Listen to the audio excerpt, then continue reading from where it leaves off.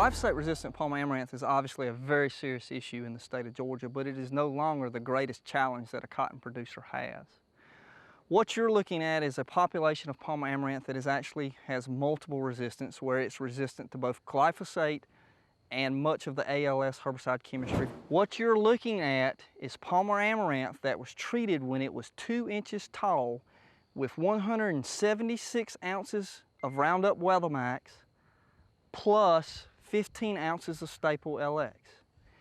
We were not able to control the population when it was 2 inches tall. It's the multiple resistance to glyphosate and ALS herbicide chemistry, because now we have no over-the-top herbicide that we can spray in Roundup Ready cotton to control this pest.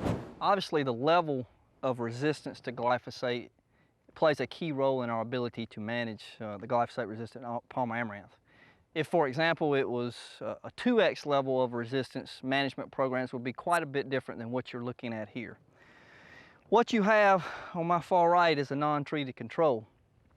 What I'm standing in is 264 ounces of Roundup Weathermax when the palm amaranth was 4 inches, followed by another 264 ounces of Roundup Weathermax when that same palm amaranth was 12 inches.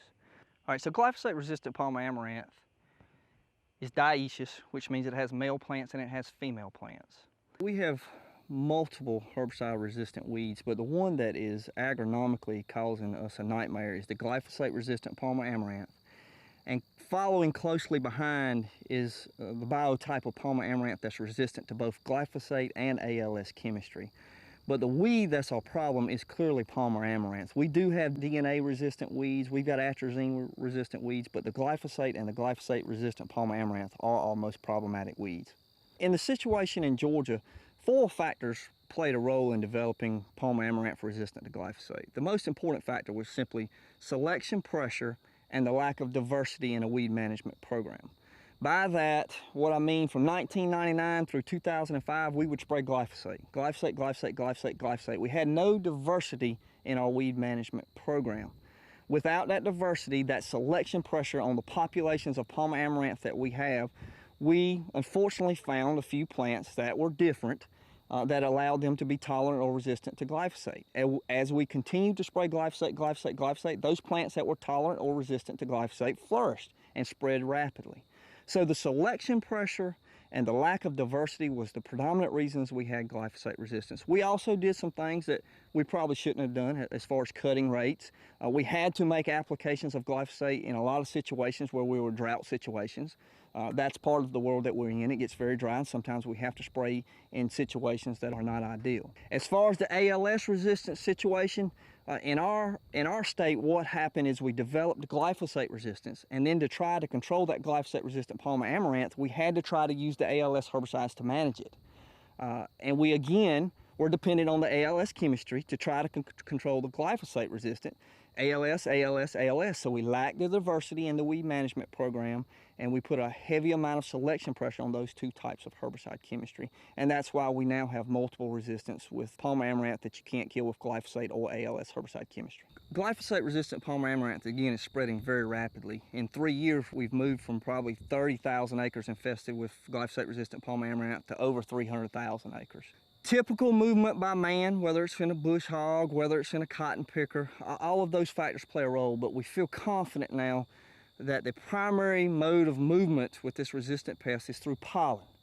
We have confirmed through research that this trait can travel from pollen developed by a resistant male to a sensitive female, and by sensitive female, I mean one that you could kill with glyphosate. And even though you could kill her, if she's pollinated by that pollen from the resistant male, her progeny will have a significant population being resistant.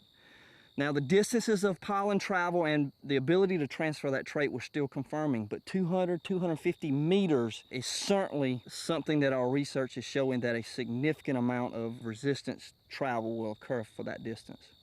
The key is for growers who do not have resistance to run preventative programs to keep from getting resistance. Rotation currently is, number one, driven by the economics of the crop. Secondly, if we do have the ability to get out of a cotton crop and to grow an alternative crop with more diverse tools, we would choose to do that, but most of the time it's driven by the economics of the crop.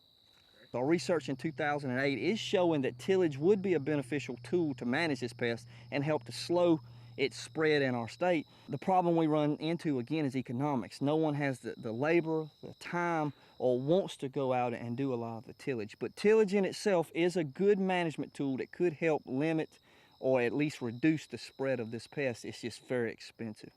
And if you were producing cotton prior to the Roundup Ready technology in 1997, you still have most of the equipment that you currently need.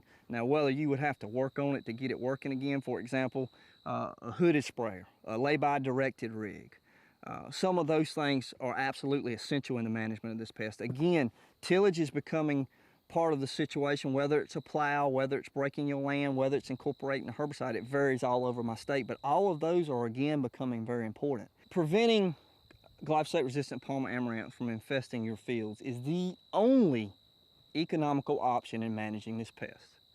Once you get resistance, again, the cost to manage it is going to be 2 to 3 times what you're used to. So prevention is absolutely essential in the management of this pest. So a grower who does not currently have resistance absolutely must be running preventative programs to keep it out. And by preventative programs, we're talking about diverse programs that use herbicides with different modes of herbicide action. If one was to think about it, you can actually develop a preventative program that costs about the same as 3 or 4 shots of Roundup, which we used to do 4 or 5 years ago. So preventative programs are absolutely a must. Any grower who wants to keep this pest out should absolutely be running this on every single acre that they've got. Now, once you've got resistance, again, the game changes. We're going to spend a whole lot more money. In my state, we're going to mow some cotton fields down, but prevention is the key to your success if you don't currently have resistance. If you're the grower who currently has resistance, if we don't use a residual herbicide at planting, and we don't get it activated by Mother Nature or by rainfall, we probably will not pick the crop in my state if that Palmer amaranth is both glyphosate and ALS resistance. Every field that we have mowed down in our state, we've essentially lost it in the first 3 weeks. And we've battled and battled trying to save it, but we've lost it. So you've got to have residuals up front or you have no chance. You then need residuals in the middle to extend the control of Palmer amaranth, and then you need a residual at lay-by. So again, if you have resistance and you're in the state of Georgia, you will be putting at least 3 residual herbicides, or you probably won't be picking your crop. Now, preventing resistance, again, I think the key is to have 2 residuals in your program. I think one up front and one either at the middle or at lay-by would be beneficial. And in my perfect world, again, we would run residuals at planting, early post, and at lay-by on every cotton acre in the state of Georgia. It's absolutely required if you have glyphosate-resistant Palmer amaranth, because keep in mind, if you're a Roundup Ready cotton producer, you have glyphosate resistance, you have ALS resistance. That means you have no over-the-top herbicide to salvage your crop. So the residual herbicide at planting is the backbone, and you've got to get that product activated if you want to pick your crop in the state. For cotton producers who do not currently have resistance, the most important thing is to adopt preventative programs. These preventative programs, at least again in cotton, are dependent on using residual herbicides throughout your cotton crop. I can't emphasize enough, the only economical management program for glyphosate-resistant Palmer amaranth is to not get it. And to not get it based on pollen movement and pollen spread of resistance, the only way you're not going to get it is to run preventative programs. The primary driver to allow us to adopt conservation tillage in cotton was Roundup Ready technology. We could control those weeds. So as we adopted Roundup Ready technology straight up, we also adopted conservation tillage.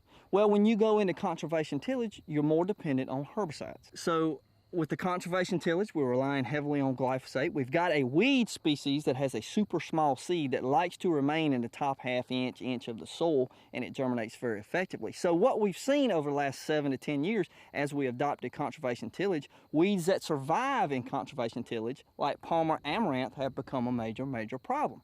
When you tie in the fact that the resistance is moving through pollen, then you all of a sudden have a rapid spread of a pest that absolutely loves a situation where we don't do tillage. So yes, in some situations, we are going to have to go back and plow. We're going to have to go back and work the land. No one wants to. No one wants to spend the money. No one has the labor. No one wants to cause any environmental impacts. But again, in our situation, we're having to mow some fields down. So tillage is going to be an important role in a systems approach in managing this pest.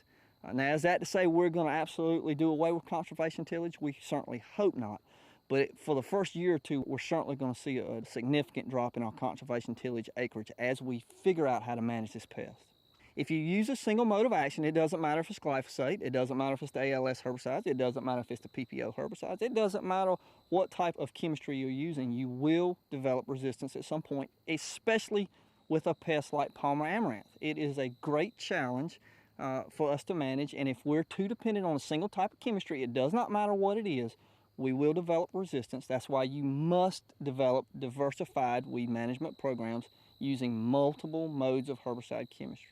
The bottom line is, if you have glyphosate-resistant Palmer amaranth, and especially if you have glyphosate and ALS-resistant Palmer amaranth, you have absolutely no chance in picking a crop if you don't start off clean. Hindsight's 2020. One of the 4 or 5 factors that played a role in us developing glyphosate resistance back in 2003 or 2004 was we were reducing the rate of glyphosate. We feel certain that that did play a role in developing the glyphosate-resistant Palmer amaranth problem that we've got. It is a challenge sometimes with the economic situation on the farm versus the full rate or the half rate. It is a challenge, but I'm confident in saying when we reduce the rates of some of these products, we do challenge the product more and potentially cause a situation that could develop in resistance. The key is a diverse weed management program, multiple modes of herbicide chemistry, and do not cut your rate. One of our challenges is once Palmer amaranth gets inch and a half, it'll click along at about 2 inches per day. So if we're visiting your field and we say, hey, we need to make an application of X product, your Palmer amaranth is 2 inches tall. Well, if you wait 3 days, it's then 6 inches tall. So the recommendation me or our county agents just gave you is no longer valid in 3 days when you're fighting this pest. Now again, Palmer amaranth is unique, but the key for all success is being timely, making sure you're putting out the right rates of the products you're using, making sure you're using the right water volume, making sure you're using the right spray tips, because all of the different herbicide chemistries may require different situations.